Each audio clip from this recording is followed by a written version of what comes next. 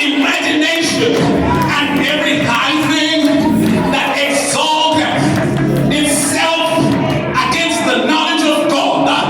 This life is exalting itself against the promises of God. But we pull the sword today and we cut it down. I shall not die. No. Someone flash your sword. That's the word. I shall not die, but live. Declare the works of the Lord. I need me a crazy man who's mad at the devil. Run up on him with your sword. I shall not die, but live. Hallelujah.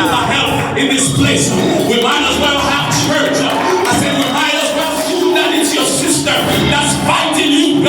You really think that is your brother that's fighting you. I come by to tell you today that Satan desired to sift you like wheat. But Jesus, he said he'll tell you no weapon that's formed against you shall prosper. And every tongue that rise up against you in judgment, start rebuking it now. I need me a brother with an old school Bible to start cutting down, cut down demons, cut down demonic thoughts, cut down lies out of him. You won't die at a young age. You won't live. Speak the word. Speak the word. Speak the word. Hallelujah. Hallelujah. His God is coming. His master is coming. His healer is